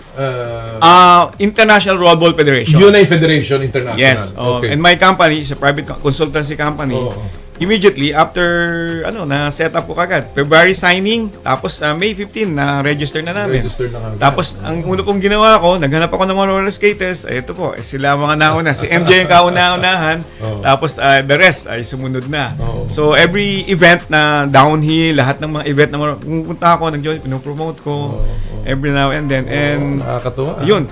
And eventually, yun po ang naging simula niyan. Ngayon po ay nakadalawang international games na kami. Oo nga. Nabasa ko na kayo'y naglaro dun sa World Cup sa Dubai dahil kayo nag-qualify through the Asian Roll Ball Championship. I wanna ask, ito, gusto ko tanungin si Jason at saka si Roy. Kasi ngayon, sabi nyo, ang hirap i-promote, ang kukunti pa naglalaro. Paano nyo binuo yung national team? Paano nyo binuo yun? Nag-stick po muna po ako sa mga dating kasama na po na skater. Tapos at the same time, naganap po kami ng mga new beginner na skater din po. Tapos naganap din po kami sa iba-ibang place na player. Tapos pinagsama-sama namin sila. Tapos doon po kami naghanap na pwede namin isama sa isang buong team. And sino ang coach nito? Ikaw rin? Din po. Kita mo. Playing coach, in other words. At saka yung kapatid ko din po kasama ko. Ano bang background mo, Jason? Skater ka ba? Skater ka talaga? Skater po sa ice, roller, at saka nagbabasketball din po kasi ako. Kaya tama-tama. Nagustuhan ko po. And ikaw naman, Roy, anong background mo? Football ka talaga? Isa po ako ngayong coach po. Yung work coach ko ngayon ng roll ball? Coach po. Roller skate po. Roller skate. Yes, pero paano ka naging goalkeeper? One time nag-tryout ako sa kanila, so nakitaan ako ni Coach Jason kasi ako yung siya yung head captain. Nakitaan niya ako ng potential na maging goalkeeper. Okay. Kaya tinuloy-tuloy ko na po yung pag-practice, tapos yun nga po, naka-ano na ako ng Dubai. In that sense, Katie, kasi nakapaglaro tayo sa World Cup, anong significance yan? Lalong-lalo na ngayon that you're trying to sell and build this sport dito sa bansa. Anong significance sa pagkakalaro natin sa World Cup? Sobrang nakaka-proud po. Tsaka yung fire po talaga na mag-serve sa roll ball at i-promote siya. Sobrang mag-aalab po. Especially as a graphic designer po ng mga uniform nila. Nakaka-proud po. Wherein, ang ultimate goal ko po kasi when we are designing the uniform is the athletes are not only wearing the uniform na feel naka-jersey shirt, hindi po. They are wearing the uniform to represent and feel the history of 100 million people na wherein armor po nila yon. Tinatawag ko po siyang bunig. Aba? Armor of Hope, wherein nire-represent po nila yung pride and pagiging resilient ng mga Pilipino. Aba, dapat ang malaking bagay na nakapaglaro po sila sa Dubai. Kasi mas marami pa po kaming ma-inspired, ma-motivate na hindi lang po mga youth but all the people all over the world. Alam mo kung gano'n dapat kung may Filipinas ng football, merong Gilas ng basketball, dapat kayo bunig. Diba? May sinasabi na si Katie na ganong klase. But MJ, how about funding? Alam ko na hindi madali na magpadala na national team, magpa-training. Kamusta kayo? How are you supporting yourselves dito sa sport na to? Actually po, honestly din po, it's coming from our own pockets po. Pero we are reaching out po sa different sponsors. And thankfully po, sabi nga po ni Sir Tony, thankful po kami sa PSC kasi nag-fund po sila para makapunta po sa India po. Alright. Tony, you were there sa World Cup. Yes. Anong takeaways mo sa World Cup? Aside from the fact na sabi mo nga it was an experience. Yeah, pero anong takeaways mo for the future of Philippine rollball? Ano yung nakita mo doon that you carry on para lalo pang lumaki itong sport na to? Okay, bago yun, I would like to add na tayo po ang kaisa-isang ASEAN country na nakapag-join sa World Cup. During the Asian Games, Asian Rollball Championship ay mayroon po kasama Southeast Asia, Malaysia, Myanmar, and Vietnam. Pero dito po, dahil sa qualification natin, napunta tayo doon. Ang takeaway po namin dito ay talagang medyo malayo nang narating ng rollball, pero malayo-layo pa yung tatahakin. No? And nagpapasalamat kami na, yun nga, dahil sa PSC and also some senators, some congressmen were able to dole out, no? And nakikita nila kasi yung potential. So, kaya po, malaking pasalamat namin sa programa nyo na ganito, nabibigyan kami ng break na maka-reach out kami sa mas maraming tao at ma-reach out namin ang mga mayors, mga LGUs, governors, and even private companies na nandito po kami. Malaki po ang potential ng rollball. Unang-una po, ito po ay pioneering sports sa Pilipinas. At ang binigay po na authority po sa akin ay pati Southeast Asia. Ba? In fact po, I was the one who's organizing. Organized in Southeast Asia? Yes, yung Southeast Asian parang tournament? Yes, ASEAN Rollball. There was a plan. One of the plan is to hold the ASEAN Rollball Championship in December kasi may ASEAN Summit this coming November. But March na sa Monday so the timetable, I mean, kulang na. Most likely mga May 2027. But dahil hindi naman to masyado pang laganap sa Southeast Asia, di ba? Hindi pa laganap. Actually, kaya po namin natalo ang Vietnam at that time kasi we have the same predicament. They're practicing with the same basketball and the same skill. So, ibig sabihin, although they are ahead, madiskarte yung Pilipino. So, nanalo tayo doon. Qualify sa alright. Given that, na tayo medyo abante sa Southeast Asia, no? And obviously, naka-World Cup na tayo, although sabi nyo nga syempre experience yan, charged experience. What's next para sa Rollball Cup? Anong susunod na mga sasalihan natin? O anong mga programa para sa Rollball? Sir, sa ngayon, ang inaayos pa po namin is yung sa mga training ground po namin ngayon para sa mga parang grassroots. Opo. Okay. Na sana patuloy namin hanggang sa mga susunod pa na mga competition at event. Tapos magkakaroon kami ng mga small event para sa mga kids division, senior at saka junior po.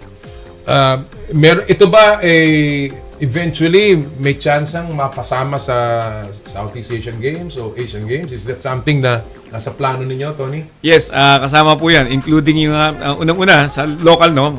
Gusto namin coordinate with DepEd na maging exhibition sports sa palarong pambansa. Sa palarong pambansa. Okay, yan ang una para sa grassroots, no? KT. That's one. And then at saka yung pwede rin dito yung Batang Pinoy. Philippine National Games, no? Yes, PSC, no? Yes po, tama po 'yun. And kasama po yun sa strategic plan namin na ma-include po ang rollball sa SEA Games. Yun ang maganda. Right now po kasi ang dagdag ng medalyang ginto. Apo. Lalo na pag tayong host. Tayo host included kagad yung automatic. Ang isa pa ho dito, ang IRBA po ay nag-apply po para sa Olympic. Kailangan po sila ng limang countries. Sino bang tanyag dito ngayon in the world? Sino number 1? India po. India. Then sino ang 2 and 3? Kenya po. Kenya. Iraq. Okay. Malalaki po. So ang mga Europeans hindi pa. Meron din po like France, diba? France and Argentina. France and Argentina. Meron po. Alright. Jason, rather Roy, ano ang kung gusto kong maglaro ng rollball? Ako isang skater o di kaya, wag natin sabihin skater. Ako ay isang basketball player na gusto kong sumali dyan sa rollball. Pwede ba ako matrain, mag-skate? Paano ang programa? How can I become a rollball player? Pwede naman po basta may kumbaga may dedication ka or kung gusto mo talaga matutong gusto mo sumali, kailangan doon po kasi yung disiplina eh. Kailangan mo yung may ganun. Kasi yung ibang players kasi na hindi naman lahat, kumbaga yung na-encounter namin ni coach na kumbaga walang disiplina, sasali lang kasi may ganito, may ganun. Yun yung pinakaayaw. Ayaw namin. Mas mahirap ba yun, MJ, na hindi ka pa marunong mag-skate tapos saka ka pala matututo kaysa yung marunong ka na mag-skate, hindi ka marunong mag-basketball? Anong mas maganda dun? Mas maganda po yung marunong ka na mag-skate, at oo. saka na lang po yung basketball. Kasi ang pinaka ano niya po dun is yung balance po talaga. Yung balance ay importante. Paano po kung bigla kang gusto mong tumalon, kunin yung bola? Pwede tumalon dyan? Pwede po. Edi kung madapa ka, talagang marami nalalaglag. Kasi unang walang preno, sabi nyo. Wow. So, injuries-wise, ito ba ay very prone to injury? Hindi naman po. Since it's a gentleman's wala sport. namang banggaan. Wala naman po. Pero safety precaution lang po dapat. May safety gears po tayo. Helmet, wrist guard, yung mga knee pads, elbow pads. Kailangan po talaga kasi. Katie, is this something na bagay sa Pilipino? Bagay na bagay. So is this something that dapat ang mga kabataan natin ay subukan talaga? Yes po. Actually, pasok din po siya sa mga programa na pwedeng i-partner. That's for example po yung Barkada kontra Droga ng DepEd na pinapatupad. So, maging ano po nila, hobbies po nila, at the same time, yung skills po nila na de-develop. So, pwedeng-pwede po siya talaga para sa mga kabataang Pilipino po. Actually, kahit anong edad po pwede. Pwede? Wala po siya Pilipino edad. Pwede? Opo. Ako marunong ako mag-skating. Opo. Roller skate? Marunong ako. Kumbaga, nababalikan po natin yung mga dati nating inner child po di ba? nga eh. Kahit anong edad po, pwede pong maglaro. Kasi nung araw, bago yung mga ice skating, roller skate naman talaga. Opo. Diba? Talaga naman yun ng, sa Luneta nga, may roller skate eh. Yes. Nung araw nga, pati sa Baguio, mayroong roller skate, diba? Kaya marurunong tayo kahit papaano, tsaka magandang balanse ng Pilipino. Yes po. Alright. But alam mo, nakakatuwa, Tony and everyone else na meron tayong ganitong sport. Hopefully lumaki nga ang inyong hanay, lalo pang dumami sa iba't ibang lugar sa Pilipinas. So I guess as a parting shot, Tony, siguro isang mensahe sa ating mga nanonood na hindi lamang subukan to pero suportahan ang roll ball. Sige po, unang-una, kami po ay nagpapasalamat dito po sa programa ng Power and Play, no? And kay Noli, no? Na kami ay tinanghal dito, no? Maraming salamat po. At ngayon po, kami po ay sa larangan po ng roll ball, kami po ay nananawagan sa mga local government units, mayors, governors, and even private companies. Kindly check us out. Meron po kaming webpage, may FB page kami. Tignan nyo po kung paano po yung development ng itong sports. Unang-una po, this is a pioneering sports in the Philippines and in Southeast Asia. And tayo po ang kauna-unahang nakapag-compete sa World Cup. Maganda po yung development ito. Magtutuloy-tuloy po ito kung meron pong support ng ating mga kababayan. So maraming salamat po. Maraming salamat po. Maraming salamat, Tony, sa inyong pagdalo. Yan, kita nyo naka-roll ball na ako. Susubukan ko yan mamaya. Sigurado na yan. Again, thank you so much, Tony, MJ, Roy, Jason, at Katie sa inyong pagdalo.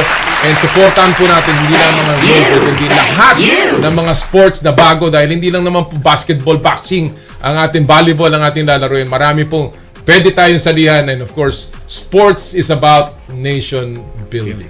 Alright, bago po tayo magtapos, syempre, announce ko lang po ang mga nanalo sa Joyride Top Up promo ng 1,000 pesos JR Pay wallet credits mula sa Joyride. Si Jonalyn Baleta, Eileen Torion, Mary Shokial, Hans Makapagal, at si Christopher De Castro. Congratulations sa inyong lahat. Uy, by the way, may gift pack para sa team ng roll ball ng M2 Veggie Drink.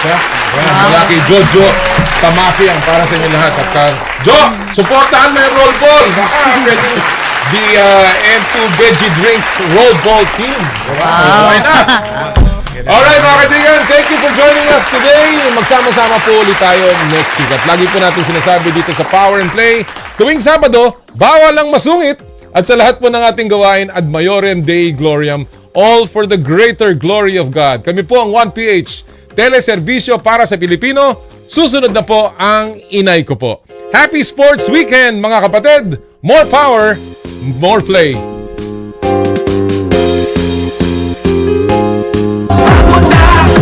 Power and play na, bago na. Pilipinas tayo na. Sa kapwa ko Pilipino, ipagmalaki ang galing na meron tayo. Ilantad ang likas nating talento at magdala ng saya sa mundo. Sa harap ng pagsubok ay di susuko. Para sa pangarap tayo'y porsigido. Magpakitang gilas na at magpapatalo. Ipagdiwang natin ng Pilipino. Mula noon at hanggang ngayon, talento natin ng bida. Mula sa simpleng bakuran hanggang entablado natin ipakita. May pagsubok man ng Pinoy, pinalalakas ng saya. San man tayo sa pulo, sumbe, sibay, lakay, amiga. Sama-samang pakita, ang galing natin katropa. Sa kapwa ko Pilipino.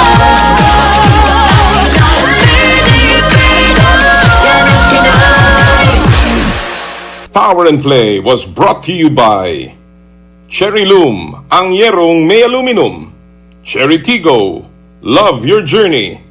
Photon, empowering the Filipino business. Joyride, ang inyong bagong kasundo. And N Plus Gold, tanda ng pagmamahal. Halina't makinig, talakayin natin ang larong gusto mo. May issue ka ba sa batas? Tutok